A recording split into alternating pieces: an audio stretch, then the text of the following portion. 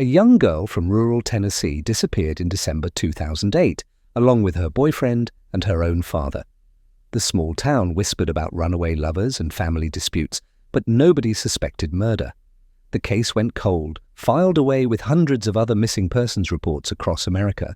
But 4 years later, a desperate teenager's plea on live television would expose a truth so dark it would send shockwaves through the community and land a trusted family man behind bars for the rest of his life. Something she was never supposed to say on national TV. Before we dive in, let us know where you're watching from today, and please consider to subscribe. May 17th, 2012, Nashville, Tennessee. The studio lights were blazing hot as cameras rolled for Real Talk, a popular daytime reality show that tackled controversial topics across the American South. Today's episode focused on teenage love, a subject every parent in America could relate to. The topic: when young love tears families apart. Sitting uncomfortably under the bright lights was 17-year-old Rebecca Martinez, a soft-spoken girl from the small town of Willowbrook, Tennessee. Beside her sat her 19-year-old boyfriend, Tyler Jackson. They'd been dating for over a year, and their relationship had caused nothing but problems at home. Across from them sat Rebecca's parents, her mother Sarah Martinez, and her stepfather Marcus Rodriguez, a well-respected furniture store owner in their small Tennessee town. Marcus had built a solid reputation over the years. He owned the largest furniture business in Willowbrook, had money in the bank, and was the kind of man neighbors trusted with their most valuable possessions. People often asked him to hold on to family heirlooms, jewelry, and important documents. He even had a safety deposit box at the local bank and a reputation for being completely trustworthy. But today, the family looked anything but united. The show's host, Amanda Wells, had seen it all in her 5 years of hosting daytime television: teenage rebellion, family feuds, relationship drama. She thought she'd heard every story imaginable. What she was about to hear would haunt her for years to come. "So, Rebecca," Amanda began, her voice gentle but probing, "your parents are concerned about this relationship. You're only 17, still in high school. Don't you think you should focus on your education first?" Rebecca shifted uncomfortably in her chair. She'd run away from home 3 months ago and had been living with friends, working part-time jobs to support herself. The relationship with her family had completely broken down. "I love Tyler," Rebecca said quietly, "and I'm not going back home." Amanda leaned forward. This was typical teenage defiance, nothing she hadn't handled before. "But Rebecca, these are your parents. They love you and want what's best for you. Surely you can work this out." Marcus Rodriguez sat stone-faced, his arms crossed. He was a large man with calloused hands from years of building furniture. To the cameras, he looked like any concerned stepfather trying to bring his rebellious daughter home. His furniture store was well known throughout the county, and he'd built a reputation as someone you could count on. When Robert Thompson, his old friend from high school, had worried about keeping his late wife's jewelry collection safe at home, Marcus had offered to keep it in his personal safety deposit box. "Just until Lisa's wedding," Robert had said, "I want her to have her mother's jewelry when she gets married." "She's being ridiculous," Marcus said, his voice steady. "She's too young to know what love is. This boy has filled her head with nonsense." Sarah Martinez nodded nervously beside her husband. "We just want her to come home and finish school. She can date when she's older." But Rebecca was shaking her head vigorously. "Number, I will never go back to that house. Not after what he did to me, and what he did to those people." Amanda paused. Something in Rebecca's tone had shifted. This wasn't just teenage rebellion anymore. "Rebecca, what do you mean, what he did to those people?" The studio fell silent. The cameras kept rolling. What happened next would make this episode the most shocking in the show's history. Rebecca looked directly into the camera, her voice barely above a whisper, but crystal clear. 4 years ago, my stepfather killed 3 people. Lisa Thompson, her boyfriend David, and Lisa's father Robert. He killed them all and buried them behind our house." The studio erupted. Amanda's eyes widened in shock. Marcus jumped to his feet, his face red with anger. Sarah Martinez looked like she'd seen a ghost. "What did you just say?" Amanda asked, her professional composure cracking. Rebecca's voice grew stronger, more determined. "Robert Thompson was my stepfather's friend. He trusted Marcus with his late wife's jewelry collection, worth probably $50,000. When Robert found out what Marcus was doing to Lisa while she was staying at our house, he came to get his daughter and demanded his jewelry back. That's when Marcus killed him." The audience gasped. This wasn't typical reality TV drama. This was a live confession of triple murder with a clear motive: greed and covering up abuse. Marcus was on his feet, pointing at his stepdaughter. "She's lying. She's completely lost her mind. This girl is so desperate to avoid coming home that she's making up stories about murder." But Rebecca wasn't backing down. "Lisa Thompson and her boyfriend David had been staying at our house because Lisa's family didn't approve of their relationship. But Marcus, he was doing things to Lisa, inappropriate things. When her father Robert found out and came to confront him, Marcus gave him poisoned alcohol and strangled him. Then he killed Lisa because she could testify about the abuse. And David saw everything, so Marcus killed him too." Amanda looked back and forth between the family members, her mind racing. The details were too specific, too awful to be made up. "Rebecca, you're on national television making very serious accusations. You're saying your stepfather committed murder for money and to cover up sexual abuse?" "Yes," Rebecca replied without hesitation. "And he always threatens me the same way. He says if I don't obey him, if I cause problems, I'll end up just like Lisa, David, and Robert. Buried behind the house where nobody will ever find me." All eyes turned to Sarah Martinez, who looked pale and terrified. The woman who had been silent most of the show suddenly found herself in the spotlight. I wasn't there when it happened," Sarah stammered. "But the jewelry, Robert's wife's jewelry, it just appeared in our house one day. And Marcus told me never to ask questions about it. He said terrible things would happen if I ever spoke about where it came from." The confession was complete. A family's darkest secret had just been exposed on live television. Murder for money, sexual abuse, and threats that had kept a family silent for 4 years. But this was only the beginning of how the truth would finally come to light. The moment the cameras stopped rolling, chaos erupted in the studio. Amanda Wells had been hosting reality television for 5 years, but nothing had prepared her for this. Security guards were called in as Marcus Rodriguez continued shouting about his stepdaughter's lies, while Rebecca sat quietly, tears streaming down her face, but unwavering in her story. "Cut the cameras," Amanda told her crew, but then immediately changed her mind. "Actually, no. Keep everything. We might need this footage." As a seasoned television host, Amanda had developed good instincts about when people were lying. She'd seen countless family feuds, dramatic accusations, and attention-seeking behavior, but something about Rebecca's demeanor bothered her, in a good way. The girl wasn't dramatic or theatrical. She spoke about horrific crimes with the flat, matter-of-fact tone of someone who had lived with terrible knowledge for too long. After the family left the studio, Marcus storming out while dragging his reluctant wife, Rebecca, leaving with Tyler, Amanda called an emergency meeting with her production team. "I need you to look into this," she told her head researcher, Jake Morrison. "I need to know if 3 people really went missing from Willowbrook, Tennessee in December 2008. Jake, a former newspaper journalist who had moved into television research, raised an eyebrow. "You think she's telling the truth?" "I think we have a responsibility to find out," Amanda replied. "If that girl is lying, it's the most elaborate and specific lie I've ever heard. But if she's telling the truth—" She trailed off, the implications sinking in.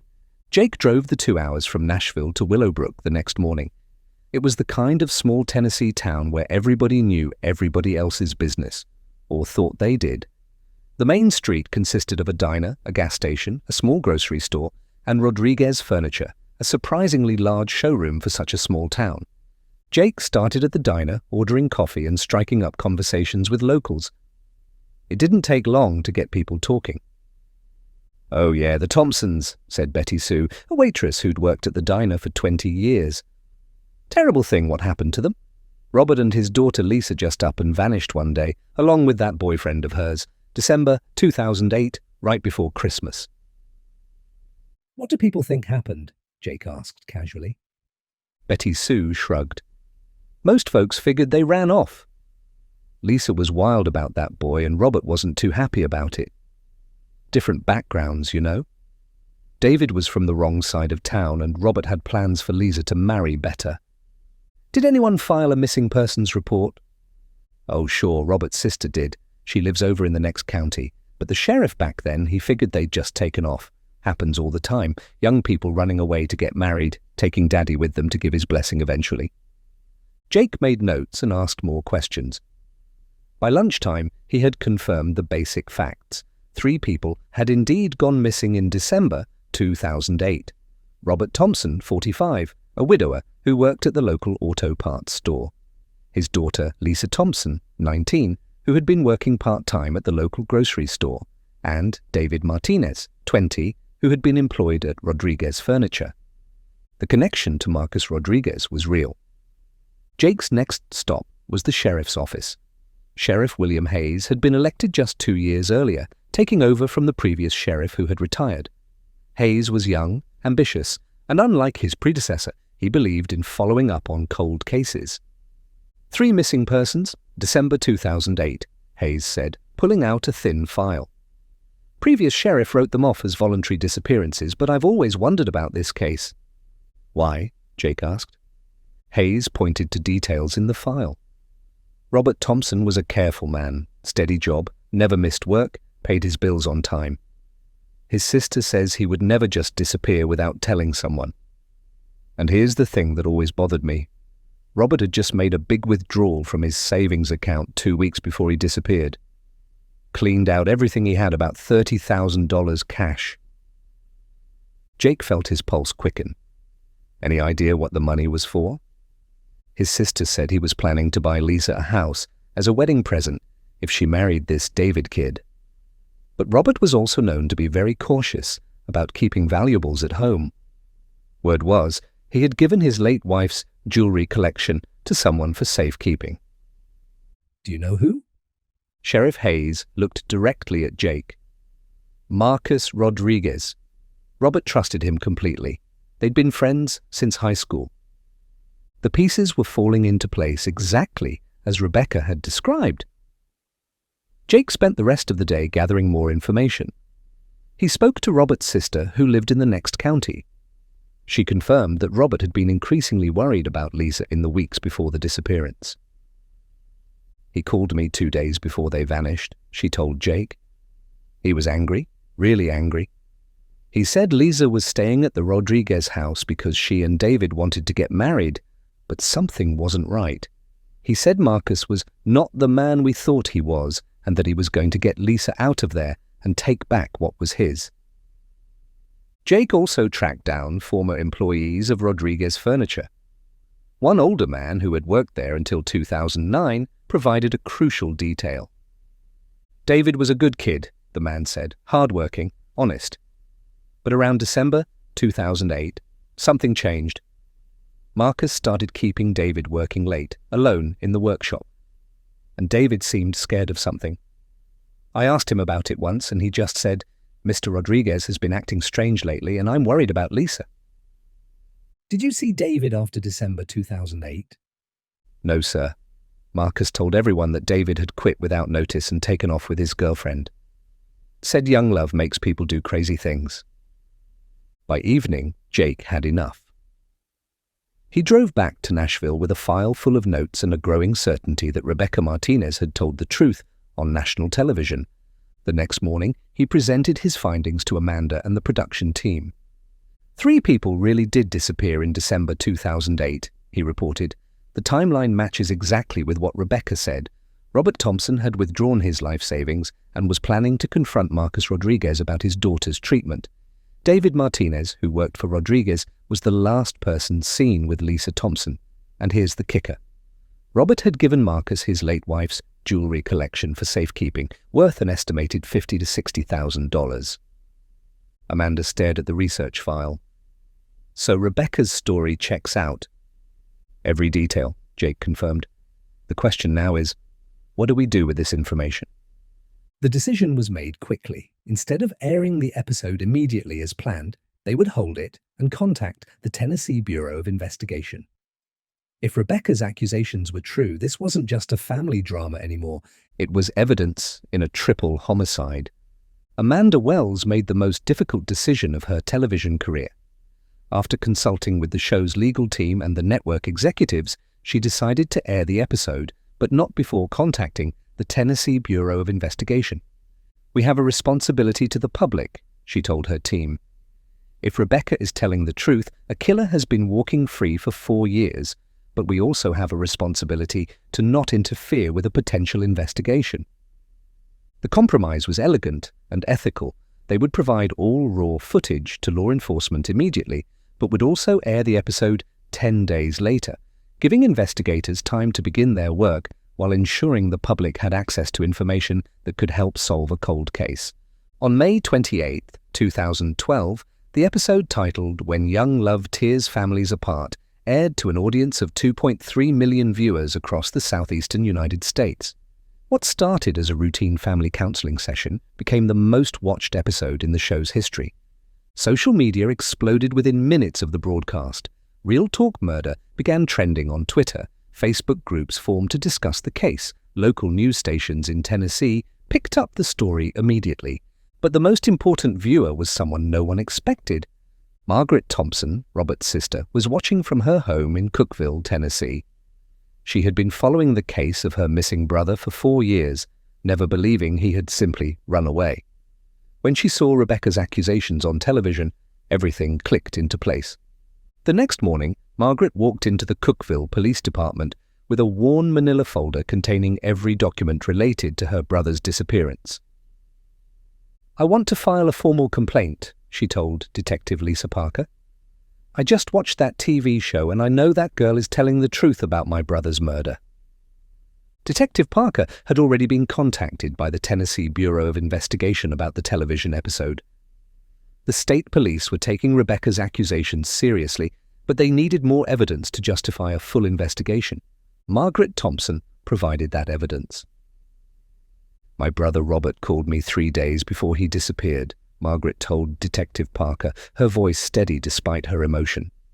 "He was terrified. He said he'd discovered that Marcus Rodriguez had been sexually abusing Lisa while she was staying at his house. Robert was going to confront Marcus and demand the return of our mother's jewelry collection, the one he'd trusted Marcus to keep safe." Detective Parker made careful notes. "Did your brother specify what kind of abuse?" "He said Lisa had told him that Marcus had been coming into her room at night. She was scared to say anything because she and David needed a place to stay and Marcus was David's boss. But when Robert found out," Margaret's voice hardened. "My brother was a gentleman, but he had a fierce temper when it came to protecting family." "What did your brother plan to do?" "He withdrew all his savings, $30,000, and told me he was going to take Lisa far away from Marcus Rodriguez. He said he didn't trust the local sheriff to handle it properly because Marcus was too well connected in town. Robert planned to get Lisa somewhere safe, then come back with state police to press charges." Margaret opened her folder and spread documents across Detective Parker's desk, bank statements showing Robert's withdrawal, phone records showing multiple calls between Robert and Marcus in the days before the disappearance. Most importantly, she had saved voicemails from Robert expressing his fears about Marcus. "I kept everything," Margaret said. "I knew something terrible had happened to my brother. The local sheriff told me Robert was just a deadbeat dad who ran off with his daughter and her boyfriend. But that wasn't Robert. He would never disappear without telling me where he was going." Detective Parker listened to the voicemails. Robert's voice, recorded just days before his death, painted a chilling picture. "Margaret, it's Robert. I'm scared about what I've discovered. Marcus isn't the man we thought he was. Lisa finally told me what's been happening to her at his house. I can't let this continue. I'm going to confront him tomorrow and get our mother's jewelry back. If anything happens to me, you need to know Marcus Rodriguez is not the good man this town thinks he is." Within hours, Detective Parker had contacted the Tennessee Bureau of Investigation. The combination of Rebecca's televised confession, Jake Morrison's research, and Margaret Thompson's evidence was compelling enough to launch a full criminal investigation. Special Agent Maria Santos was assigned to lead the case. A 15-year veteran of the TBI, she specialized in cold cases and had successfully solved several high-profile murders across Tennessee. "We have 3 problems," Agent Santos told her team during their first briefing. "First, this case is 4 years old, so physical evidence may be degraded. Second, our primary witness is a 17-year-old girl who admits she didn't see the murders happen. Third, our main suspect knows we're coming. This case has been all over the news since the TV show aired." Indeed, Marcus Rodriguez had not been idle since the episode aired. Neighbors reported seeing him and his wife Sarah loading boxes into their truck. The furniture store had been closed for 3 days with a sign reading "Family Emergency, temporarily closed." When Agent Santos and her team arrived in Willowbrook on May 30th, they discovered that Marcus and Sarah Rodriguez were nowhere to be found. "They cleared out 2 days ago," a neighbor told the investigators. "Right after that TV show aired, Marcus looked scared. First time I'd ever seen that man look scared of anything." The Rodriguez house sat empty, but Agent Santos had obtained a search warrant based on Rebecca's specific claim that the bodies were buried behind the house near the old well. What they found in the backyard would confirm every detail of Rebecca's shocking television confession. June 2nd, 2012. The Tennessee Bureau of Investigation's Crime Scene Unit arrived at the Rodriguez property at dawn. Agent Maria Santos had assembled a team that included forensic anthropologists from the University of Tennessee, ground-penetrating radar specialists, and experienced excavation crews. The backyard of the Rodriguez home was larger than typical for the neighborhood, nearly an acre of land that backed up to dense woods.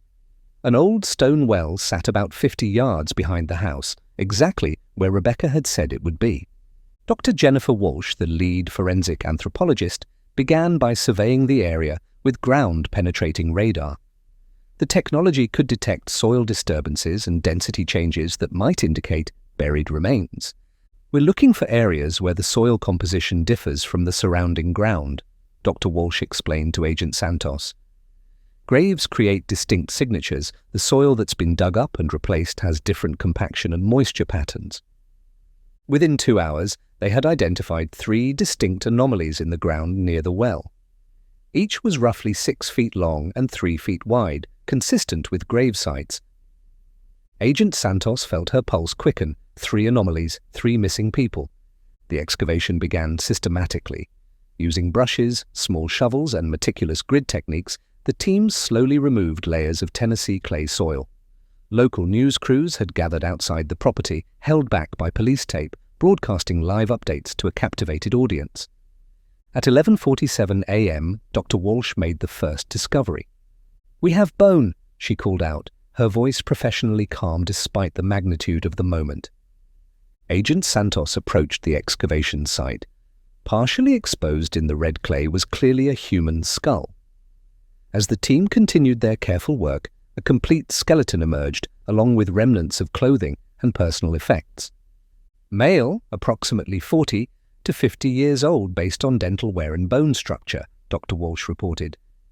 The hyoid bone shows clear signs of strangulation. In the deceased man's pocket, they found a wallet.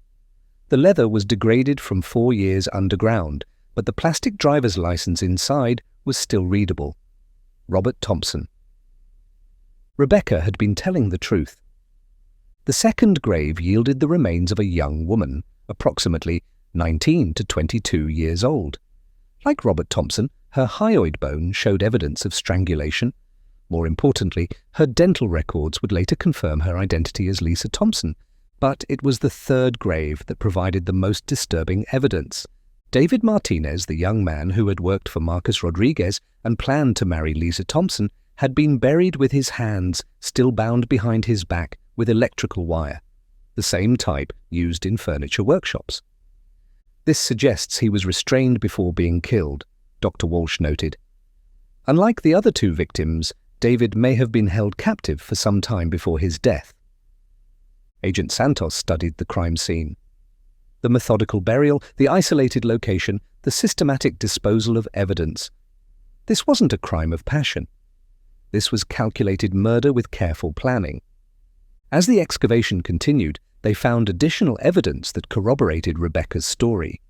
Buried with Robert Thompson's body was a small cloth bag containing jewelry, vintage pieces that Margaret Thompson would later identify as belonging to her late mother. He was buried with the evidence of the motive, Agent Santos observed. Marcus Rodriguez killed him for this jewelry, but then buried it with the body. That suggests panic, not careful planning for this particular murder. The crime scene analysis painted a clear picture of what had happened in December 2008. Robert Thompson had confronted Marcus Rodriguez about the abuse of his daughter and demanded the return of his mother's jewelry. The confrontation had escalated to murder. Lisa and David were then killed to eliminate witnesses. But Marcus Rodriguez and his wife Sarah were still missing. While the excavation continued, Agent Santos had been working with other law enforcement agencies to track the fugitive couple. Marcus's truck had been spotted at a gas station in Kentucky 2 days earlier, but the trail had gone cold. Then, at 3:30 p.m., Agent Santos received a call that changed everything. "Ma'am, this is Detective Brian Foster with the Louisville Metro Police. We've got a situation here that I think relates to your case." "What kind of situation?" "We've got a man calling our department claiming to be a TV producer. He says he wants to arrange an interview with Marcus and Sarah Rodriguez to give them a chance to tell their side of the story. The thing is, ma'am, our caller ID shows the call is coming from a burner phone, and the man doesn't sound like any TV producer I've ever met." Agent Santos smiled grimly. It was a classic law enforcement technique: pose as media to draw out fugitives who want to control their narrative. "Detective Foster, I need you to keep that man on the line and get me an address." "Already working on it, ma'am. We've got units standing by." Meanwhile, back at the Rodriguez property, Dr. Walsh made one final discovery that would prove crucial to the prosecution. Buried separately from the bodies, wrapped in plastic, was a bloody hammer with traces of hair and tissue still attached. The murder weapon. As the sun set over Willowbrook, Tennessee, the full scope of Marcus Rodriguez's crimes was finally coming to light. 3 people had been murdered in cold blood for money and to cover up sexual abuse. The killer had lived freely for 4 years, using threats and intimidation to silence the one witness who could expose him. But Rebecca Martinez's courage in speaking out on national television had finally brought justice within reach. Now they just had to catch the killer. June 3rd, 2012, Louisville, Kentucky. Detective Brian Foster had been working phones for 18 hours straight, coordinating with the Tennessee Bureau of Investigation to track down Marcus and Sarah Rodriguez. The fake TV producer gambit was their best lead, but it required perfect timing and execution. Agent Maria Santos arrived in Louisville at 6 a.m., bringing with her a team of TBI agents and a detailed psychological profile of Marcus Rodriguez. "He's a narcissist who believes he's smarter than law enforcement," the FBI behavioral analyst had told her. "He's been the big fish in a small pond for years, respected businessman, trusted by the community. He won't be able to resist the opportunity to control his narrative, especially if he thinks he can manipulate the media." The plan was simple, but risky. Detective Foster would call the number Marcus had provided, claiming to be from Real Talk, the same show where Rebecca had made her accusations. They would arrange a meeting at a neutral location, telling Marcus they wanted to give him a platform to defend himself against his stepdaughter's lies. At 10 a.m., Foster made the call. "Mr. Rodriguez, this is Jake Morrison from Real Talk Productions.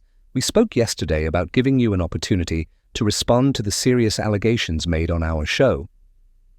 Marcus's voice was cautious but eager. "Yes, I want people to know the truth.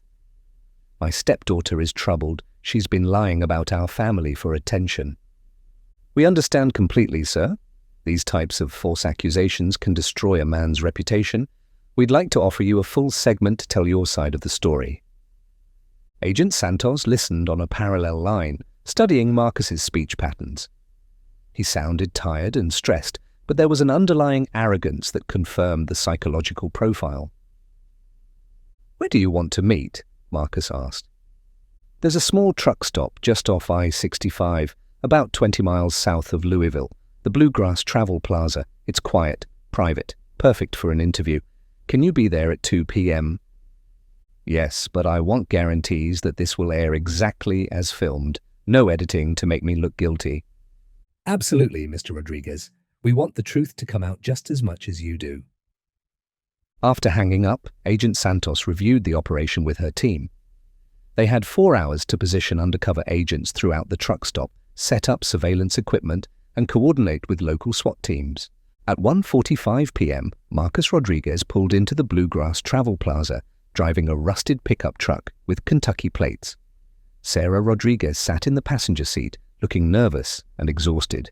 They had clearly been living rough for the past few days. Agent Santos watched from an unmarked van as Marcus approached the truck stop restaurant, looking around for the TV crew he expected to meet. He was carrying a manila folder, likely documents he planned to use to prove his innocence. Detective Foster, dressed as a civilian and wearing a hidden microphone, approached Marcus at exactly 2 p.m. Mr. Rodriguez, I'm Jake Morrison. Thank you for agreeing to meet with us. Marcus shook his hand firmly. I want people to know that my stepdaughter is a disturbed young woman. She's been telling lies about our family because she's angry about our rules. I understand. Before we begin filming, I just need to verify some details for our legal department. You're Marcus Rodriguez of Willowbrook, Tennessee? That's right. And you're here voluntarily to discuss the allegations made by Rebecca Martinez on our show? Yes, I want to clear my name. Foster gave an almost imperceptible nod toward the van. Within seconds, Agent Santos and 6 other law enforcement officers emerged from concealment. Marcus Rodriguez, you're under arrest for the murders of Robert Thompson, Lisa Thompson, and David Martinez. Marcus's face went through a series of emotions: shock, anger, and finally resignation. He dropped the manila folder and papers scattered across the parking lot. Sarah Rodriguez, who had been waiting in the truck, saw the arrest through the restaurant window and immediately tried to drive away. She made it less than 50 yards before being stopped by police cars that had blocked all exit routes. Back at the Louisville Metro Police Station, Marcus Rodriguez sat in an interrogation room across from Agent Santos. His lawyer, a public defender, assigned just hours earlier, had advised him to remain silent. But Marcus's narcissism proved stronger than his legal counsel. You don't understand, he told Agent Santos. That girl has been lying about our family for months. She's trying to destroy me because I wouldn't let her ruin her life with that boy. Agent Santos placed photos from the excavation on the table. 3 skulls, clearly showing strangulation marks. The bloody hammer found buried near the bodies. The jewelry discovered with Robert Thompson's remains. Marcus, we found the bodies exactly where Rebecca said they would be.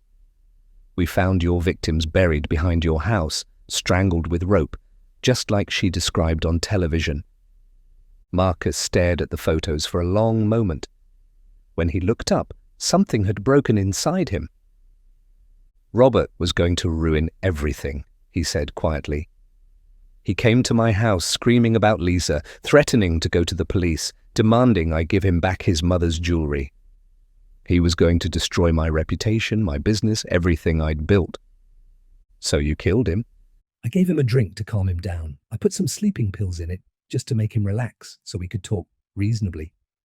But he collapsed, and I panicked. I couldn't let him wake up and tell people what he thought I'd done. Agent Santos leaned forward. What about Lisa and David? Marcus's voice became even quieter. They saw what happened to Robert. Lisa was screaming. David was trying to call the police on his cell phone. I couldn't let them leave. They would have sent me to prison. So you killed 2 innocent young people to cover up your crime? I didn't want to, but they forced my hand. If they had just stayed quiet, none of this would have happened. The confession continued for 3 hours. Marcus provided details that only the killer could know: how he had strangled each victim, where he had obtained the rope, how he had dug the graves over several nights in December 2008. Most chillingly, he admitted to sexually abusing Lisa Thompson while she stayed at his house, confirming Rebecca's accusations. On March 15, 2015, nearly 3 years after Rebecca Martinez's brave confession on national television, Marcus Rodriguez was sentenced to 3 consecutive life sentences without the possibility of parole. Sarah Rodriguez received a sentence of 15 years for accessory after the fact and helping to cover up the crimes. Rebecca Martinez, now 20 years old, attended the sentencing hearing.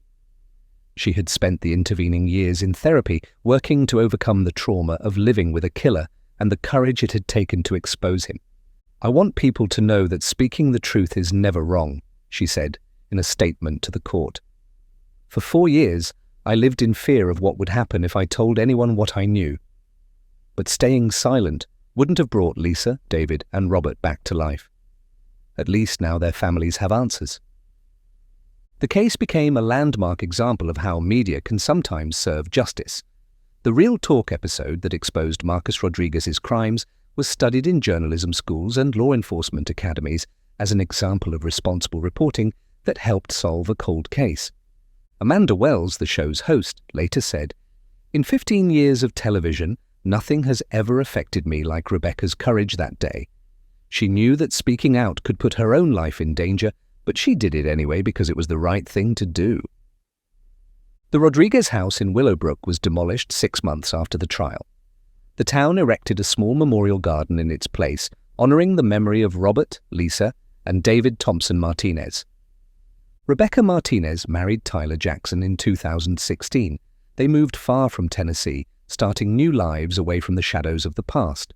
But Rebecca's courage in speaking truth to power on national television will be remembered as the moment when justice finally caught up with a killer who thought he had committed the perfect crime. Some secrets are too terrible to keep. And sometimes it takes the bright lights of a television studio to finally illuminate the darkness. If you found this story touching, please remember to like and subscribe for more emotional stories of loss and discovery. This is based on events that happen more often than we realize, so share it with someone who needs to hear this.